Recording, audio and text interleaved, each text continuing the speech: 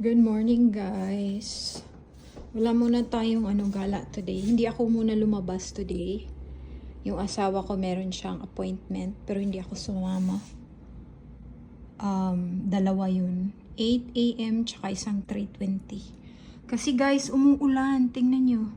Tapos ang dami ko pang gagawin. Ayan, ang lakas ng hangin, oh. Oh, yan, oh. Yung pot ko, tumalsik sa gitna. Yan pa yung isa. Yung gazebo namin, hindi ko pa yan ma-open.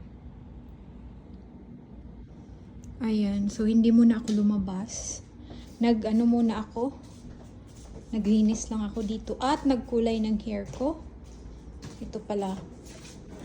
Nag-bleach ng hair. Ito yung natin, foil. Pinambalot ko ng buhok. Maghugas ako ng plato. Ayan, naglinis lang. Nag-marinate pala ako ng manok. Magba-barbecue kami later. Ayan. Tapos, syempre, nagwalis din tayo. Ayan yung walis tambo natin. So, pakita ko yung hair ko. Ayan, naglinis-linis lang ako dito, guys. Ayan. Medyo madilim kasi nga umuulan. So, pupunta kami ng Vancouver bukas. Bukas flight namin. Naka-prepare na yung sa asawa ko. Yung sa akin nandun pa sa taas. Ayan. So, marami akong gagawin today. Eto na guys. Yan. Usually, yung ginagawa ko nito is marami talaga tong foil. Kaso ngayon napagod na ako kakalagay. So, yung nasa lang nito, nasa loob is, ginanyan ko lang siya.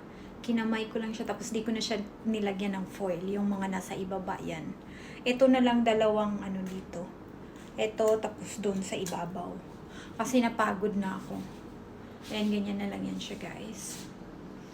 Tapos, i-wash natin siya after 30 minutes. Ano pa siya? Brown pa naman ng konti yung hair ko, pero tumubo na kasi siya ng mukhang parang 2 inches. 1 to 2 inches. Pupunta kami ng Vancouver. So, ang gagawin ko today is ito na nga. Kaya na ngayon? 4:50. So, mag-check-in pa ako later online kasi yung flight namin is at 3 p.m. So, muna ako.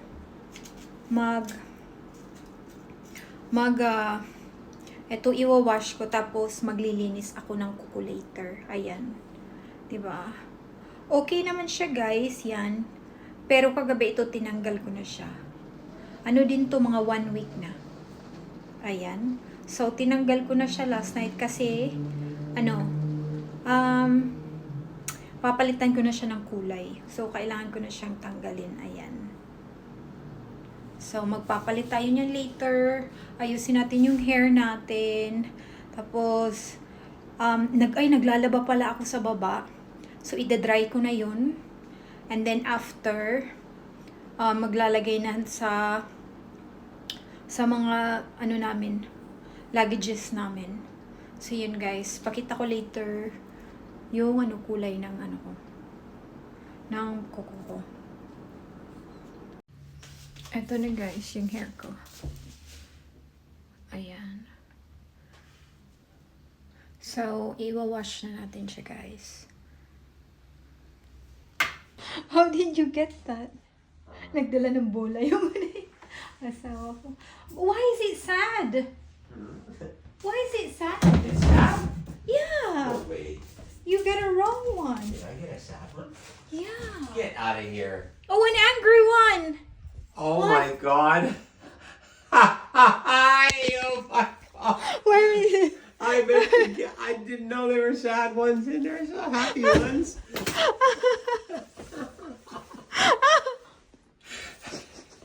This is me when I'm crabby. Oh, that's funny as hell. How do I end up with that? Ay, nagdala ng bola. Eto na guys. Lighter na yung hair ko. Highlights lang yung ginagawa ko sa hair ko. Ayoko nung yung masyadong magkakapantay yung kulay. Mas lalong kumakapal yung buhok ko, tignan. Mas lalo siyang kumakapal pag light lahat yung hair ko. So, highlights lang talaga yung ginagawa ko sa hair ko. Ayan. Eto, mas, kasi basa pa to eh. Pag ito na ano natuyo, tapos na plancha, makikita talaga yung ano niya, highlights niya sa hair. Ayan, ayan. Meron sa ilalim. Ayan. Ayan dito. Hindi siya pantay-pantay. Yan yung gusto kong kulay. Ayan. Pag ito na plancha na to guys, mas makikita siya at kapag tuyong-tuyo na talaga. Eh makikita mo yung may mga black-black pa dyan. Okay, tapos dito, hindi ko siya masyadong kinulayan dyan. Para medyo konti may shadow na dark dyan. Dito din. Yan. Hindi ko dyan kinulayan. Konti lang. Para dark pa din siya. Para dark pa din siya dito ng konti. Ayan. So far guys, tingnan natin sa likod. Yan. So yun na guys, nag-brighten up na siya. Dito. Ay makikita nyo. Yan. Dito. Ayan. Ayan. Siya. Ito pa guys. Dagdag natin sa gawain natin today. Mag-check-in pala kami online para sa flight namin tomorrow. Uy! Grabe ang hangin sa... So, mag-check-in tayo guys.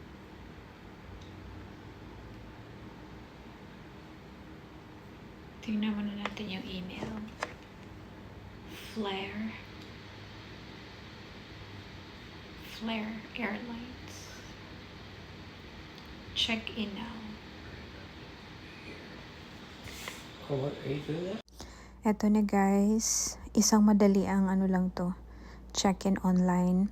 Madali lang to sa akin kasi call center agent ako. Tapos nakapagtrabaho ako sa Expedia Davao, which is Expedia package. So, nag-check-in ako ng mga flights ng customers online. Nagbo-book ako ng flights, change, cancel. So, pag package ka, kasama na dun ng activities, cars, car rentals, hotel bookings, at flights. So, yung mga ganito sa akin guys, masyado na itong madali para sa akin. Yung mga customers tumatawag para mag-assist. So, itong flight namin, masyado lang tumadali. Yung hotel bookings namin sa pupuntahan namin, madali lang para sa akin mag-book, mag-change, mga ganun. Kasi ito yung trabaho ko for 3 years. Ayan. Ito na guys. Yan na ang boarding pass natin. Ayan, lumabas na. Pagkatapos naman natin guys, mag-online. Ito na naman guys. Nag-washing kasi ako ng damit. Kasi yung iba, dadalhin ko dun sa pupuntahan namin. Naglinis muna ako para wala kami ding labahin. Ayan, so na-dry na siya guys. Ready to go na siya guys para mapilian. Hello guys, mag-good night na ako guys. 3:30 AM na dito. Pero kakakain ko lang ng sandwich. Dinalhan pala ako ng asawa ko kanina. Yung appointment niya ng morning. Kasi yun yung breakfast niya, nasa labas siya, tapos ako tulog pa ako dito. So, meron akong sandwich from Tim Hortons. Tapos, nag-Pepsi at nagsaging ako ngayon. Tuyo na siya. So, medyo, na siya. Talagang makulay na siya. Ayan. So, 3 AM na. Ngayon na bakasyon ko, guys, hindi talaga ako natutulog ng maaga. Naka-medical leave, so hindi ako natutulog ng maaga. Nanonood ako ng horror movies. Kasi during ng mga 8, 9, 10, mga ganyan, ang pinapanood kasi namin is series ng asawa ko. Hindi siya nanonood ng horror. So pagkatapos niyang nanonood naman ako ng horror movies kasi yun ang paborito ko. Pero pag pag nagwo-work ako, maaga akong natutulog. Mga 10, 10 p.m. kasi maaga akong gumigising yan. Tapos, nakapag-pack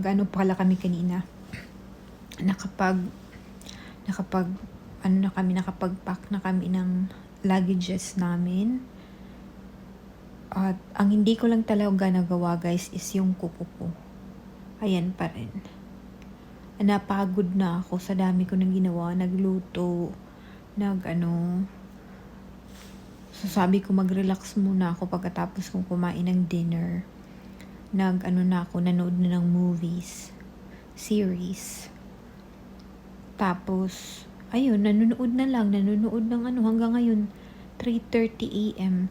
Yung flight namin is in 12 hours. So, okay lang yun. Kasi kahit inaantok ako, gumigising naman ako. Yun nga lang, aantokin talaga. Tapos, ano pa bang, yun lang, matutulog na tayo guys. Kasi 3:30 na. So, itatry kong matulog kasi gusto ko pa sanang manood ng ng isa pang horror movie. Guys. Diba? Masyado nang matingkad. Nahihirapan ako magtagalog, hindi kasi ako Tagalog. Masyado na siyang matingkad. Matingkad? Oo, yung kulay niya. Oo, grabe. Ayan. Inano ko din kasi to kasi babalik na ako ng work sa 17th. So, in 2 weeks. Para wala na akong gagawin. Kasi masyadong masyadong matrabaho to. Yung bang, basta, ayaw ko naman pumunta ng parlor kasi mahal sila guys. Maganda nga ang trabaho. Kaso mahal siya. $200, $300, $400. Tapos, tutubo na naman ang buhok ko in a month. Meron na namang lalabas na 1 inches dyan. 1 inch na lalabas. Or 2 inches na lalabas.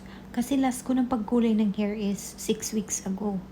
Tapos yung nakita ko, para siyang almost 2 inches yung lumabas dito. Baka 1 inch lang yun. Basta mahaba talaga yung yung itim niya hanggang dito. Tingnan natin. Hanggang dyan. Baka 1 inch lang yan. Hanggang ganyan yan, ganyan. Yan, ganyan. Kitang-kita talaga 6 weeks ago, guys. So, pag nagpa-parlor ka, mahirap habulin yung gawa nila. Mahirap. Paano mo tutumbasan yung gandang gawa nila kapag ikaw ang gumawa? Or, pabalik-balik ka sa parlor. O, diba? $300, $200. Pwede na akong mag-save. Diba? Ang pag monthly yun ako. Ano ba yan? Pwede nang magpa-brace yung anak ko monthly. Kasi yung mga down payment ng braces ngayon, yung anak ko yung down payment ng braces niya is 10,000. Oh, diba? Parang magpapabrace niyan monthly. Kaya, ako na ang gumawa ng hair ko, guys. Kasi sabi ko naman, pag nagsilaglaga naman sila, hindi naman maubos ang buhok ko. Kasi, ang dami ng buhok ko, ang kapal-kapal ng buhok ko, kasing kapal ng mukha ko. So, ayan guys, so far naman guys, wala namang naglaglaga na hair. Yun lang talaga ang chine-check ko, na hindi maglaglagan yung hair ko. Ayan na. Diba? Oh, yan, highlights. Ganyan lang, para hindi siya boring masyado. Diba? Pero pag ganyan na may mga guhit-guhit, parang parang Shania Twain, mga ganun. Ayan. Good night na nga, guys. Baka may mahagip pa akong dito. Nakakatakot. Gabi na kasi 3 a.m. Baka may mahagip tayo dyan sa camera. Good night na, guys. Bye, guys.